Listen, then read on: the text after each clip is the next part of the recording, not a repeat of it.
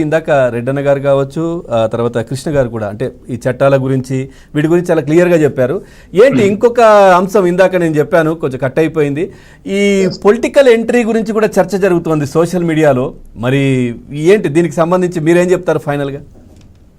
Yes అంటే గతంలోనే elections ముందే మనోజ్ మ్యారేజ్ చేసుకున్న తర్వాత భార్యతో కలిసి టీడీపీ అధినేతను వాళ్ళు కలవటం జరిగింది. అప్పుడే ఒక ప్రచారం జరిగింది, టీడీపీలోకి వాళ్ళు వస్తున్నారు అది అని చెప్పి జరిగింది.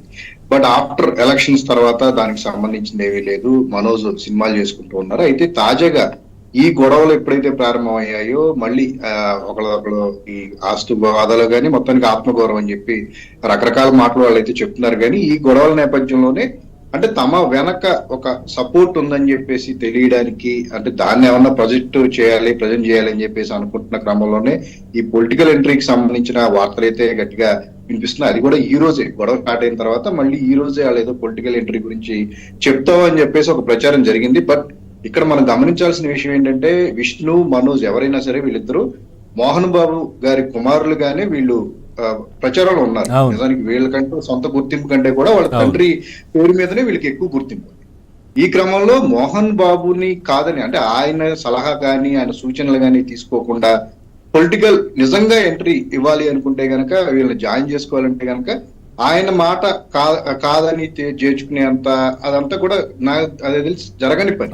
ఎందుకంటే ఆయనకి అంత వాల్యూ ఉంది సొసైటీ. నిజానికి ఈ ఎంతో కష్టపడి ఈ స్థాయికి వచ్చిన వ్యక్తి అయినా, ఎన్నో విద్యాలయాలు స్థాపించారు, మంచి నటుడిగా పేరుంది, గొప్ప స్థాయిని ఆయన ఇప్పుడు కలిగి ఉన్న నేపథ్యంలో కుమారులు ఏం చేసినా సరే తండ్రి సలహా సూచనలు ఆయన అండర్లోనే చేయాల్సి ఉంటుంది. అలా కాదని చెప్పేసి మేము పొలిటికల్ ఎంట్రీ ఇస్తామని చెప్తే పార్టీలు కూడా జాయిన్ చేసుకునే పరిస్థితి లేదు. అంటే ఒక ప్రచారం అయితే జరుగుతుంది బయట ఏంటంటే అంటే తమ మీద ఎక్కువ మీడియా అటెన్షన్ ఉండాలి అనే కోణంలోని ఈ రకమైన పొలిటికల్ ఎంట్రీ ఇస్తున్నారు, దాని గురించి చెప్తారు, ఈ రకంగా ప్రచారాలు చేస్తున్నారు అని చెప్పే ఒక చర్చ కూడా నడుస్తుంది. ఏదేమైనప్పటికీ కుటుంబ వివాదం విష్ణు కూడా అంటూ ఉన్నారు, మేము దీన్ని సెటిల్ చేసుకుంటాం, ఎవరు మా దాంట్లో ఇన్వాల్వ్ అవ్వద్దని. బట్ సెటిల్ చేసుకుంటానికి కంటే కూడా దీన్ని ఫర్దర్ గా ఇంకా కాంప్రమైజ్ కంటే కూడా కాంప్లికేట్ ఎక్కువగా చేసుకుంటూ ఉన్నారు. సో దాని విషయంలో పెద్దలు చెప్పినట్టు అంటే ఈ లీగల్ ఒపీనియన్స్ ఏదైతే ఇందాక చెప్పినట్టుగా ఇటు డిపార్ట్మెంట్ కి సంబంధించి కానీ ఈ న్యాయ నిపుణులు ఎవరైతే చెప్తున్నారో ఖచ్చితంగా అందరూ కూర్చుని మాట్లాడుకుంటే సాల్వ్ అయిపోయే వాటిని కూడా ఇలా కాంప్లికేటెడ్ గా చేసుకుంటాం అనేది కొంచెం చూడటానికి కూడా చికాకు ఉంది. నిన్న ఒక ఫిర్యాదు అనేది మళ్ళీ విష్ణు మీద ఏదైతే మనోజ్ ఆరోపించారో పంచదార పంచాయతీ అనేది ఎంత ట్రోలింగ్ అవుతుంది దాని మీద.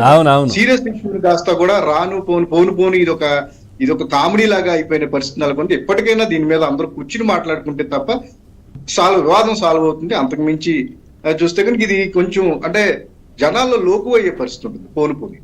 Right, thank you Srujan.